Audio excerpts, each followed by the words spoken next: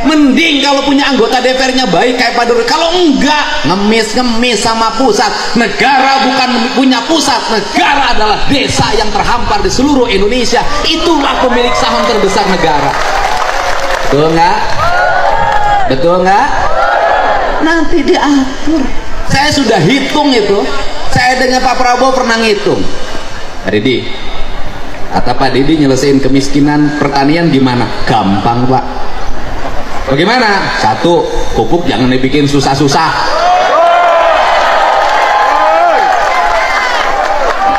Ya jangan dibikin susah-susah. Bikin pupuk susah banget, aturannya banyak banget. Bikin yang sebanyak-banyaknya, negara rugi, nggak apa-apa asal petani untung. Betul yuk. Dua, saya katakan setiap buruh tani harus punya sapi. Bantuan sapinya jangan kayak kemarin-kemarin Pak, dari Kementan, kurus-kurus, tua-tua, nggak mau hamil lagi.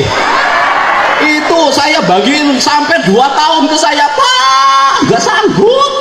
Kenapa? Sapi saya nggak bunting-bunting. Mungkin sama kamu lakinya kurang.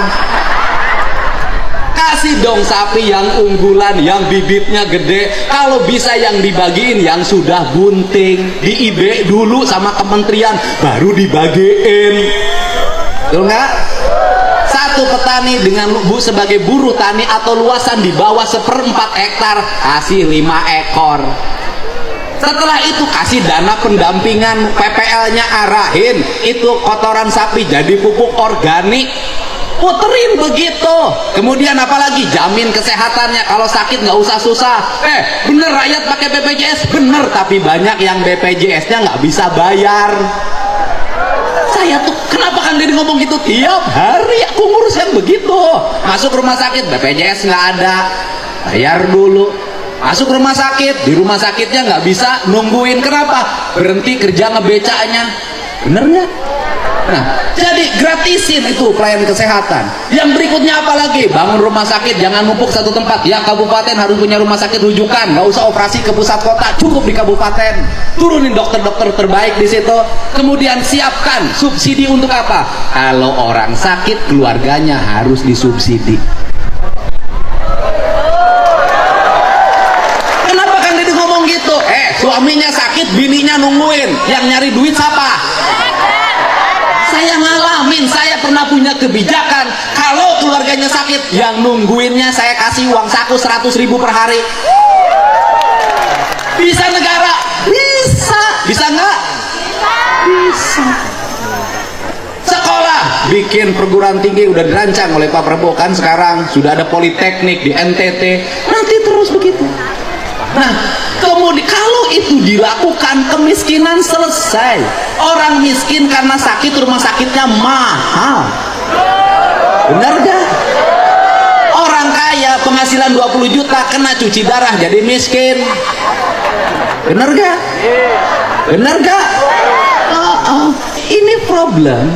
Terus kemudian infrastrukturnya benerin yang berkualitas di desa-desa. Jangan jalan dibangun sekarang, besok sudah rusak lagi. Bangun irigasi yang bener, jangan bilang 60 cm, dibangunnya 30 cm, diakal-akalin. Ini benerin semua. Terus yang berikutnya, negara tegas, termasuk yang di bawah umur jangan pakai motor.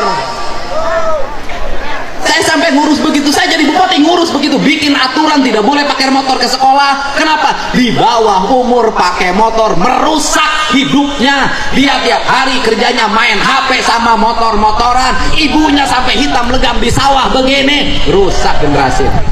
Apalagi, nah, bikin aturan, ini Jawa Barat.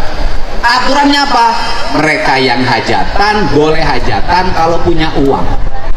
Yang nggak punya uang nggak boleh hiburan-hiburan, udah numpeng aja. Kenapa? Di Jawa Barat banyak yang kawinan pinjem Bang Emok.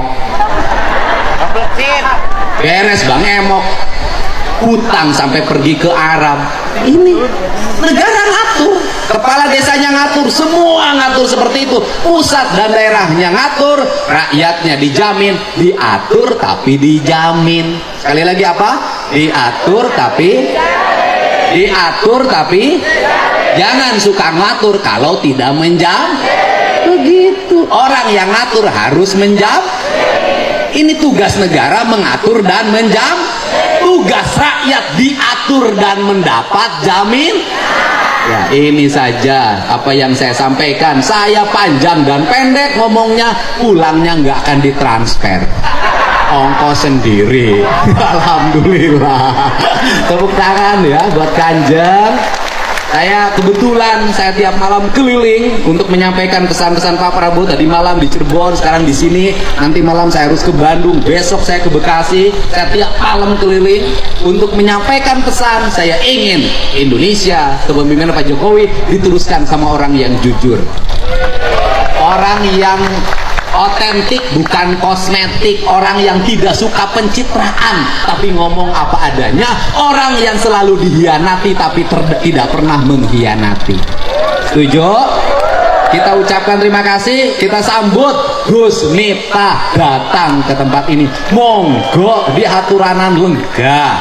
Atur nuhun. Wallahu muwaffiq ila aqwamit thoriq. Assalamualaikum warahmatullahi wabarakatuh. Kasih Bu.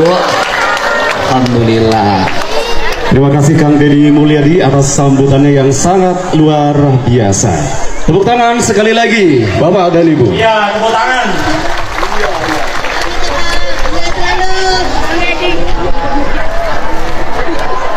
Baik hadirin yang berbahagia, beberapa saat lagi kita akan memasuki acara inti, yaitu pengajian yang akan disampaikan oleh Gus Miftah, pengasuh Pondok Pesantren Ora Aji Yogyakarta. Dan beliau saat ini sudah tiba atau hadir di tempat acara. Kepada hadirin kami mohon untuk berdiri menyambut kehadiran Gus Miftah.